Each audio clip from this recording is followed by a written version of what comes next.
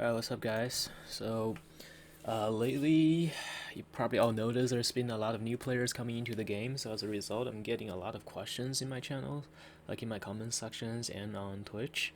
So in this video, we're trying to answer some of these most frequently asked questions. I'm gonna get started. So the most frequently asked question lately is probably, is the spear still good after they nerfed it? And the short answer to that is no. And the long answer to that is, see, inner focus now gives you only a 50% movement speed buff after you channel it for a whole 1.8 seconds. So this means that over the 7.8 seconds, that's 6 seconds for the duration of the buff, and 1.8 seconds for the channel, right? So over the 7.8 seconds, you'll cover, quick math there, it's 49.5 meters. If you're to forget inner focus and you just walk for the whole 7.8 seconds, you will cover 42.9 meters of distance. In other words, the channel will only give you a 6.6 meter movement advantage. To put that into perspective, your spear Q is a 8-meter skill, right? So the range, or the how do I put it, the ground that you cover, the movement advantage that you get out of inner focus is actually less than the range of your Q, which is pretty much nothing, right? And when you compare that to other weapons like daggers W or axe W, you just see that like you just don't get enough mobility out of that skill anymore. And the old spear build, that's in all of my videos, they really relied on that mobility to kite people and to run down the ranged weapons like warbows, for example. But now you don't get that mobility anymore, so you can't do any of that anymore. Okay, and also like just damage wise, compared to other weapons like swords, there's just not much of a reason to run the spear anymore. So I'm sure that you could still make that build. You could still run that build and like win some 1v1s or maybe win 1v2s, but I just don't see any way you can still take on those like 1v6, 1v8s anymore. So I personally don't run that build anymore, and I don't really recommend it to anyone else anymore. After they did the nerf, I did try to play that build a little bit on the test server just to see if it's still good, and it's really just not good anymore. Okay, so the next question is, now that Spear's been nerfed, should I spec out of it and into something else? A lot of players, especially like newer players, they started leveling the spear because they saw my videos, and they're asking me this question now, and like I did it. I spec'd out of spears into other things, but I don't recommend this for any of you guys. And the reason is, like, I did this because I wanted to make videos, I wanted to make content, so I didn't want to spend weeks grinding a new weapon and not make any videos during that time. So I spec'd out of the spears and into something else. But if you're not in a hurry to jump into content, it's better to just hold on to the specs that you have, because you never know if they're gonna like buff spears again, or if they're gonna nerf everything else and the spear becomes powerful again.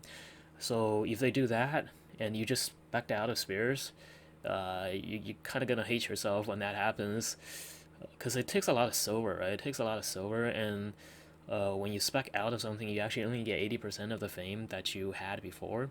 So you waste silver and you waste fame when you respec. So I don't recommend anyone respec out of spears. Okay. Next question is, if the spear is nerfed out, what's the best solo weapon for open world PvP? It's good. Right now, the most popular weapons for that is carving sword and warbow. You see some action with dual sword too. Like I've been using dual swords, but really it's carving sword and warbow that's really dominating right now. And if you want any build advice on that, or to see like how those weapons play, I do have other videos on that, and I'll link that in the descriptions below. Next question is, what's the most mobile weapon now? And actually, even before the spear nerf, the most mobile weapon was the double-bladed staff. If you were to, like back then, if you were to take all the high mobility weapons and you put them on a racetrack and race them against each other, the spear would be the fastest, followed by the double-bladed staff. But in a combat situation, the double-bladed staff will get bonus movement speed on their Q, the cartwheel skill, if they take damage. If you just put them on a racetrack, the spear is gonna run faster, right? Because nobody's taking damage. But if you're actually fighting people, right, or if you're actually trying to escape people, and you're taking some damage, then the double blade staff will actually run faster than the spear. So now that the spear's been nerfed and even the bloodletter has been nerfed in mobility, the double blade staff is by far the best for escaping. I think a lot of gatherers are already starting to adapt to the double blade staff, and if you're farming solo dungeons and you're trying to use the invisibility potion switch weapon trick to switch to an escape weapon, you should bring double blade staff for that. Okay. Let's see, next question is how do you make money? So when there's actually two questions that gets asked: is how do you make money, and how should a new player make money? The way I make money is like mostly from PvP, mostly from hellgates, some of it from ganking people, but probably let's say 80% of it comes from hellgates. Now, if you're a brand new player, you might not be able to win any hellgates yet, so a easy kind of no risk way, or maybe not no risk, but like low risk way to make some money, I recommend is you take a faction flag. So if you don't know what faction flags are, just go Google it up, and it's kind of hard to explain here, but take a faction flag and do any kind of PvE content, especially if you go grinding group or solo dungeons, right? Because as new players, I think you should be more focused on getting your fame up anyway. So if you just grab a faction flag and you go red zones and you grind those dungeons, you'll be getting fame and some extra silver at the same time.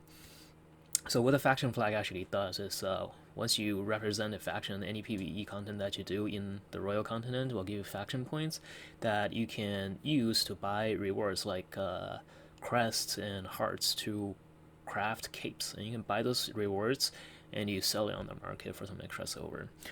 Alright, next question is, should I grind with a weapon that I want to level, or should I use a fast clearing PvE build and then come back with fame credits to level my weapon? And the answer to this question is it kind of depends on what you're trying to level. So let's say, for example, if you're trying to level dual swords, I don't think it's worth grinding with a great axe to fame credit the dual swords, right? Because fame credits cost you silver and it's only 80%. It's just like respecing. It costs you silver and it only gives you 80% of the fame, right? So if you're using a weapon that can clear dungeons, even if it's not like the best at clearing dungeons, if it can clear dungeons, then it's better to just use the weapon that you want to level. But if you're trying to level something like dagger pairs or claws or arcane staff, you're gonna have a hard time doing any solo dungeons with those weapons, right? So you should, for those weapons, use a great axe or a frost staff or something like that to speed clear dungeons and then come back with fame credits. All right. Next question is when to start PvPing. Like at what point, or actually the way it's usually asked is at what tier should I start PvPing? And the answer to that is it's not really about the tier of weapon you're using. It's more about your average IP, or maybe not your average IP, but your IP in your weapons and your armor. The average IP is usually weighed down by your cape, so it's not really a good judgment. But the IP in your weapons and your gear should be at least 1100 for open world stuff. Okay. Now, if you're just trying to gank people, I guess it doesn't really matter then what your IP is, because you're just trying to if you're just like dogpiling one person with like 8 of you, you don't really need any gear or specs for that. But if you're actually trying to get into, like, should I say fair fights? Not really fair fights, but like any kind of self-reliant fights, or where the odds are a little more even, or any kind of like actual fights where you're fighting people that are fighting back and not just trying to dogpile one person that can fight you back, then you need some IP. And I'll say 1100 is like the benchmark for that. So 1100 IP is basically 4.1 with 400 specs. If you are not 400 specs, you raise your IP by raising your gear level, right? Um, so that's for open world, and then for hellgates, people ask me at what point should I start playing hellgates. I'll say 1100 IP inside the hellgate. Now, in hellgates, there's a gear cap, a soft cap for IP, okay, and in red and black zones, the IP cap in there is 1000 IP with 50% diminished returns. So that means if you have, let's say, 1100 IP outside or 1100 IP outside, then when you go into the hellgate, you'll have 1050. If you have 1200 outside, you go into the hellgate, you'll have 1100, right? So same thing for outside of the hellgate. Inside the hellgate, I would still say like 1100 IP is when you should start doing it, right? So that means outside of the hellgate, you should have 1200 IP. Now, the 1100 IP thing, I don't think it's really like a magic number or anything. It's just when you look at other people that are doing hellgates, I think most of them are averaging around like 1200 IP. So if you're anything below 1100, I think you'll be really at a disadvantage. 1100 is kind of like a benchmark, I think. All right.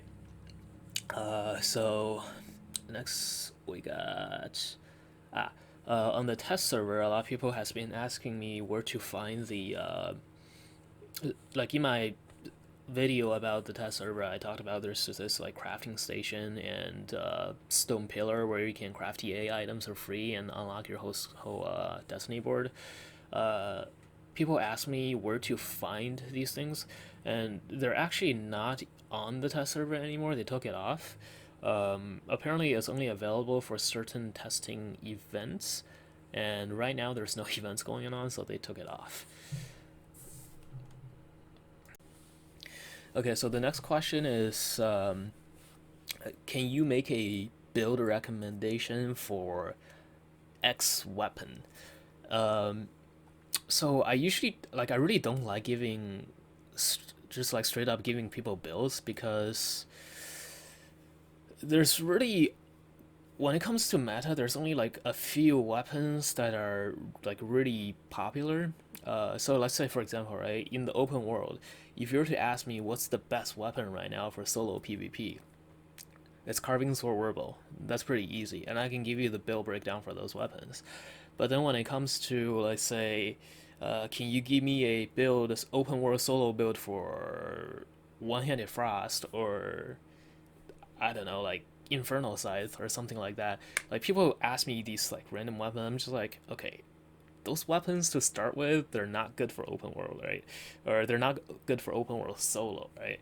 So it's hard for me to just give you a build for whatever weapon you want, right? And also, mm,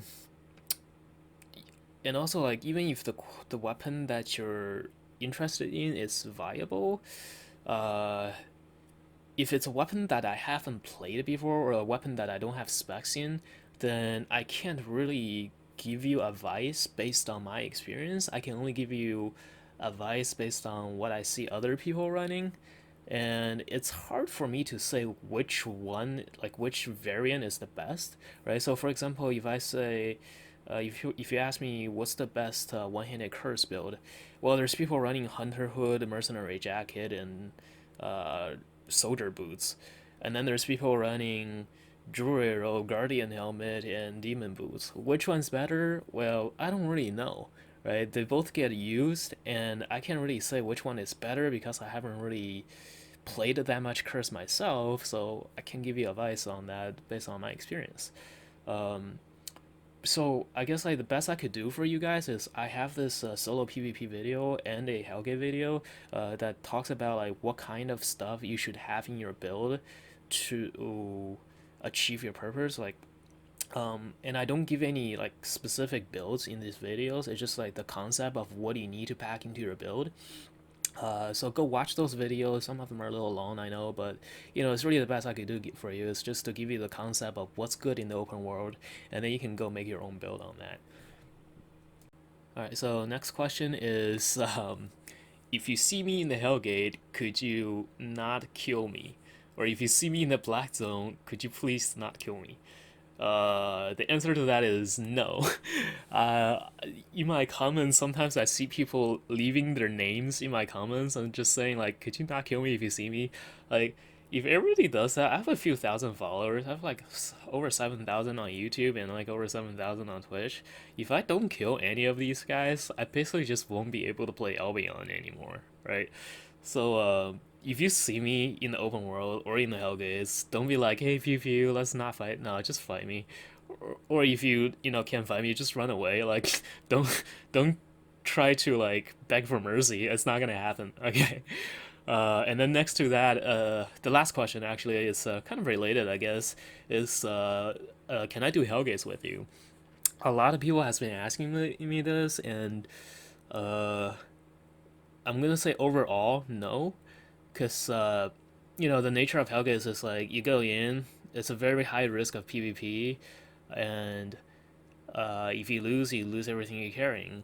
So if you are going in with like, so if I go in with a viewer who just started playing the game, or who's just like not very good at the game, and I lose my gear, like I can't afford that. If I start doing Hellgates with everybody in my channel, like I would just lose all my silver, and I can't afford that. So in the future, I might do like I actually have done a few these viewer events where we go like doing Avalonian dungeons together, or if we go ganking or dungeon diving together. Um, for stuff like that, for these like open world things where I don't have to rely on just one teammate to win a Hellgate. For that kind of things, I'm down to do some kind of like viewer events for those. But for Hellgates, no, I'm not gonna queue with people that I don't know. Right, so that's it for this video. If there's any other questions that I haven't covered, throw in the comments, or actually check out my other videos first. Make sure it's not something that I already covered in the other videos. And if it's not covered, then throw in the comments.